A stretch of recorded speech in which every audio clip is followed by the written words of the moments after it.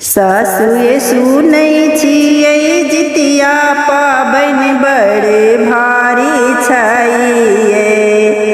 सासुए सुनै छियै जितिया पाबनि बड़े भारी छै। सासुए कहि दिया जितिया के विधान की जितिया पाबनि हमहूँ करबै। सासुए कहि दिया जितिया के विधान की जितिया पाबनि हमहूँ करबै। हमहूँ करबै सासु हमहूँ करबै। सासुए कहि दियौ जितिया के विधान की जितिया पाबनि हमहूँ करबै। पोखरि धार नहाय जायब झिमुनिक पात पर तेल खैर चढ़ायब। पोखरि धार नहाय जायब झिमुनिक पात पर तेल खैर चढ़ायब। माछ मरुआ रोटी नूनी साग बनायब। सासुए कहि दिया जितिया के विधान की जितिया पाबनि हमहूँ करबै।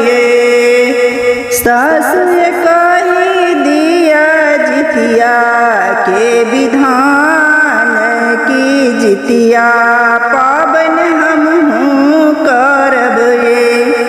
भोरे उठि कऽ अंगठन करब तखन निर्जल व्रत करबै।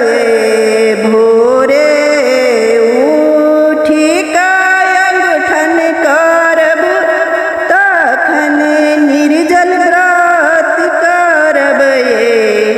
तीन साँझक उपास करबै। सासुए कहि दिया जितिया के विधान की जितिया पाबनि हमहूँ करबै। हमहूँ करबै सासु हमहूँ करबै।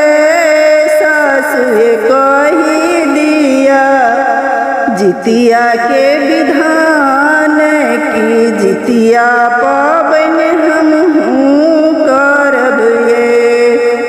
खीरा अकुरी के नैवेद्य चढ़ायब तखन पारण करबै। खीरा अकुरी के नैवेद्य चढ़ायब तखन पारण करबै। जितवाहन बउआ के रक्षा करथिन। सासुए कहि दिया जितिया के विधान की जितिया पाबनि हमहूँ करबै। सासुए सुनै छियै जितिया पाबनि बड़ भारी छै। सासुए कहि दिया जितिया के विधान की जितिया